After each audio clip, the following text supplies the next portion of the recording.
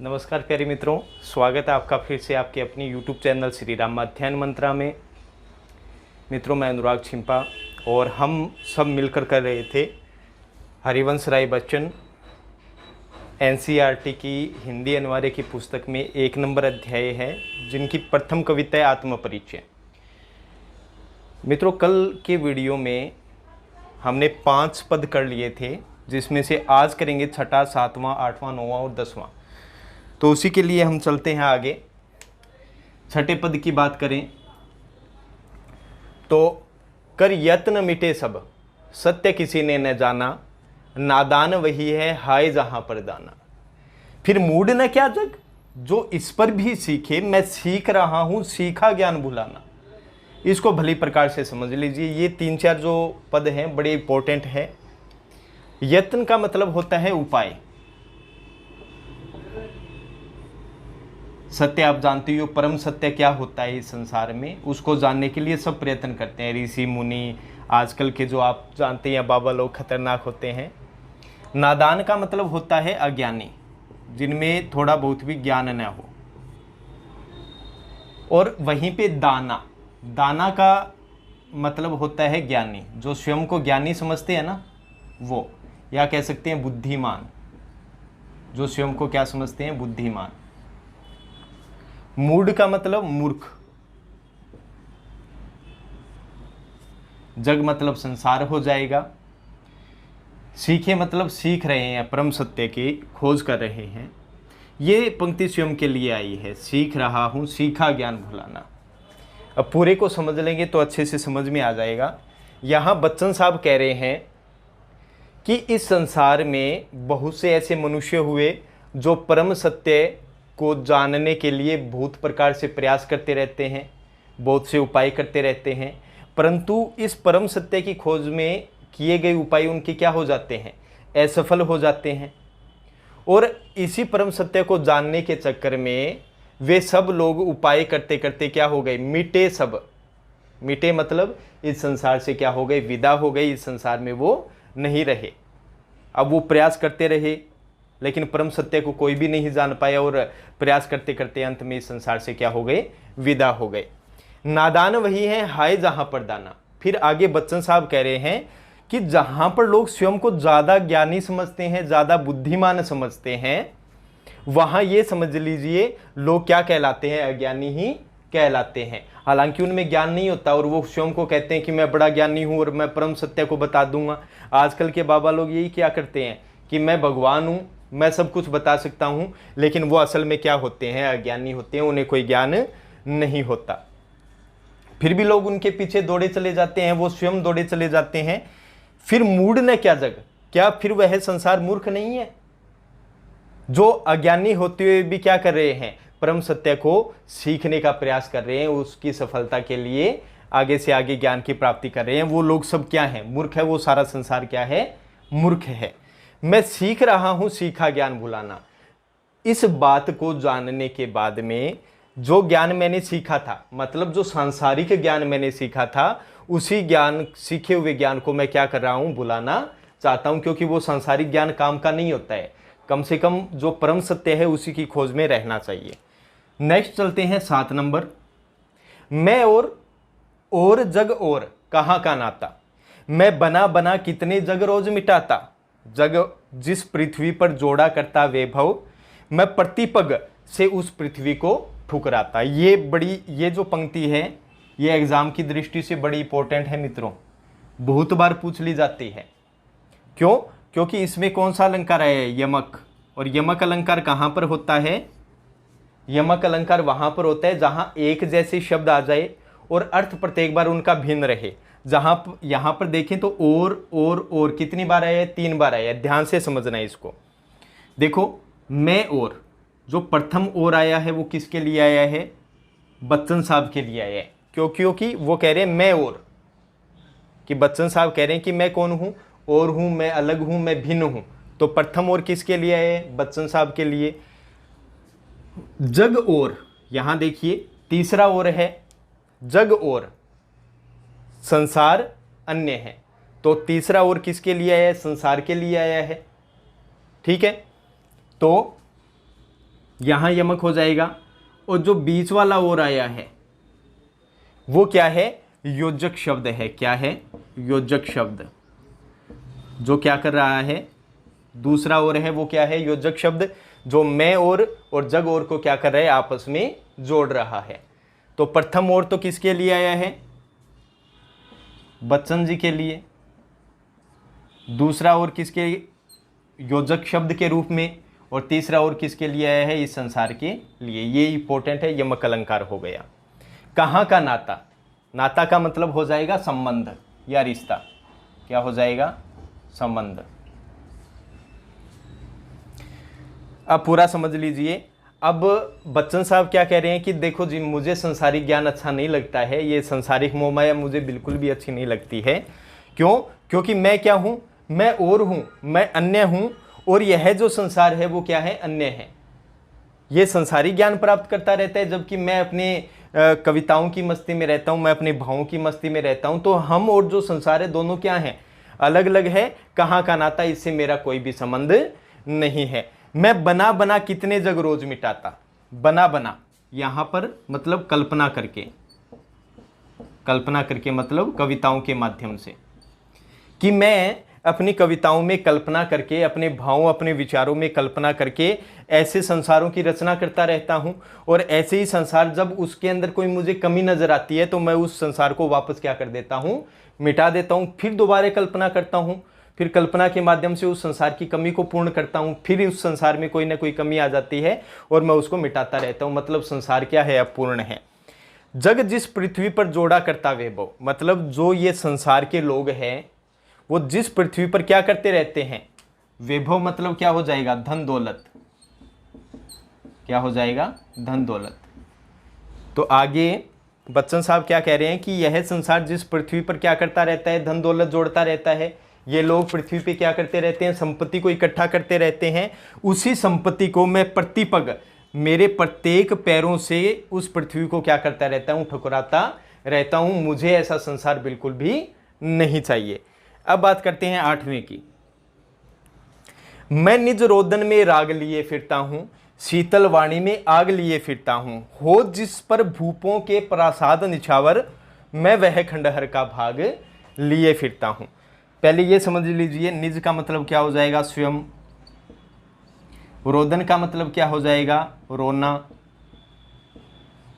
राग का मतलब क्या हो जाएगा, संगीत। शीतल का मतलब हृदय को शीतल कर देने वाली। वाणी का मतलब क्या हो जाएगा, वाणी हो जाएगा, ये हो जाएगा मधुर। वाणी का मतलब वचन हो जाएगा। मैं आग लिए फिरता हूं। हो जिस पर भूपों के, भूपों का मतलब राजाओं के। प्रासाद का मतलब क्या होता है, महल, राजभवन। निछावर का मतलब त्यागना। खंडहर मतलब टूटा फूटा भाग, टूटा फूटा भाग, भवन का टूटा फूटा भाग। अब समझ लीजिए। अब आगे बच्चन साहब कह रहे हैं कि मेरे अंदर वो एक रहस्य में एक अज्ञात प्रेमी से प्रेम करते हैं, और उसी की जब उनको याद आती है तो उनके हृदय में स्वयं, वो स्वयं क्या करते रहते हैं, रोदन मतलब रोते रहते हैं, फिर भी राग लिए फिरते हैं। उसी रुदन के अंदर कवि के जो भाव निकलते हैं, जब कवि रोते हैं, बच्चन साहब रोते हैं स्वयं, तो उनके रोने में एक संगीत निकलता है, उनके एक भाव निकलते हैं, वो कविता करने लगते हैं उसी रोने के अंदर। तो वो संगीत लिए फिरते रहते हैं। शीतल वाणी में आग लिए फिरते हैं। हालांकि उनकी जो वाणी होती है वो क्या रहती है, लोगों के हृदय को शीतलता प्रदान करती है, परंतु वो क्या होती है, उनकी विरह की अग्नि होती है। वो उनके हृदय में जलने वाली विरह की क्या होती है, अग्नि होती है।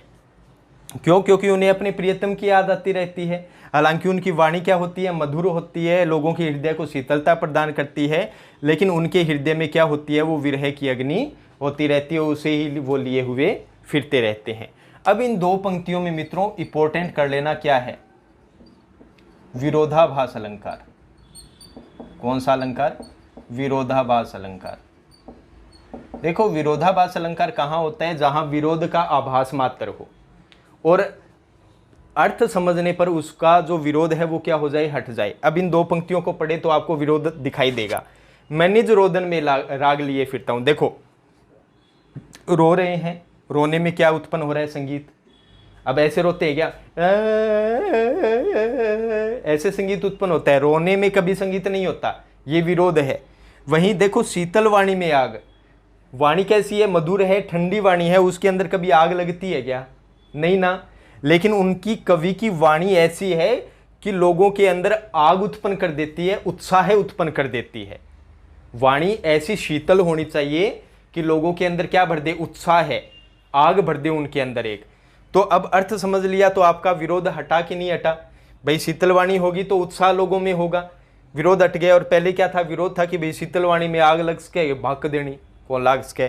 ऐसे ही निज रोदन में राग, मतलब वो रोते रोते क्या कर रहे हैं, लोगों को समझा रहे हैं, वो एक संगीत के माध्यम से बता रहे हैं। तो विरोधाभास अलंकार हो जिस पर भूपों के प्रसाद निछावर।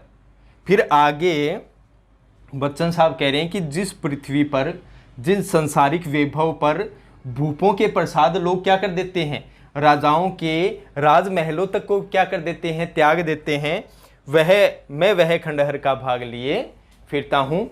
मैं क्या करता रहता हूँ, मेरे पास जो मेरा ज्ञान है, मेरे भाव है, मेरी कल्पना है, उसी का टूटा फूटा हुआ भाग मैं अपने साथ लिए फिरता रहता हूँ। जिस पर भूपों के, राजाओं के पारासाद मतलब राजभवन भी क्या किए जा सकते हैं, त्याग दिए जा सकते हैं। यहाँ तक। अब चलते हैं मित्रों नेक्स्ट आ गए साथियों। अब है नौवां। नौवें में क्या कहते हैं वो, मैं रोया इसको तुम कहते हो गाना, मैं फूट पड़ा तुम कहते हो छंद बनाना, क्यों कवि कहकर संसार मुझे अपनाए, मैं दुनिया का हूं एक नया दीवाना। यहां तक देखते हैं। देखो, रोया का मतलब ये नहीं है कि रोने लाग गयो, मतलब पीड़ा व्यक्त की, जो दुख है हृदय का वो। तो इसको तुम कहते हो गाना, गाना मतलब गीत, गाना क्या हो जाएगा, गीत। मैं फूट पड़ा मतलब अंदर की वेदना,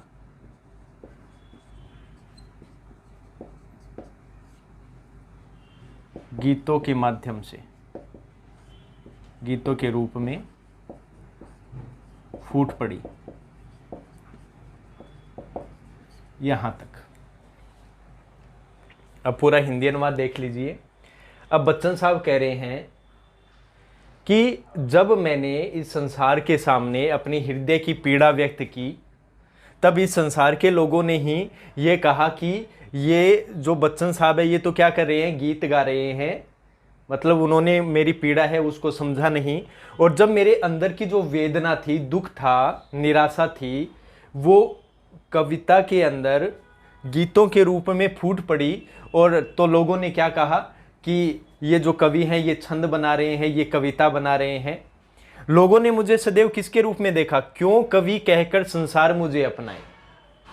लोगों ने सदैव मुझे कवि के रूप में ही क्या किया, स्वीकार किया है। लेकिन मैं नहीं चाहता क्यों लोग मुझे कवि कहकर अपनाए। क्यों? क्योंकि मैं दुनिया को हूं एक नया दीवाना। क्यों? क्योंकि मैं इस दुनिया के अंदर कवि न होकर एक नया दीवाना हूं, जो अपने व्यवहार, अपने विचार, अपने भावों से लोगों को जागृत कर देना चाहता हूं। मैं केवल मात्र एक कवि नहीं हूं जो लोगों को दिखावटी कविता सुनाऊं। नेक्स्ट, मैं दीवानों का वेश लिए फिरता हूं, मैं मादकता निशेष लिए फिरता हूं, जिसको सुनकर जग झूमे, झुके, उठे, लहराए, मैं मस्ती का संदेश लिए फिरता हूं। वेश का मतलब क्या हो जाएगा साथियों, रूप। मादकता का मतलब हो जाएगा मस्ती। मादकता, मधुरता कह लीजिए। निशेष का मतलब पूर्ण। जिसको सुनकर जग मतलब संसार, झूमे मतलब प्रसन्न हो जाए, झुके मतलब सम्मान दे, मुझे आदर दे, उठे, उनके हाथ है वो उठ जाए अपने आप, लहराए और लहराने लग जाए, मैं मस्ती का संदेश लिए फिरता हूँ, यहाँ तक देखते हैं। फिर आगे बच्चन साहब कह रहे हैं कि मैं सदैव दीवानों के वेश में क्या करता रहता हूँ, फिरता रहता हूँ, एक मस्ती के अंदर फिरता रहता हूँ।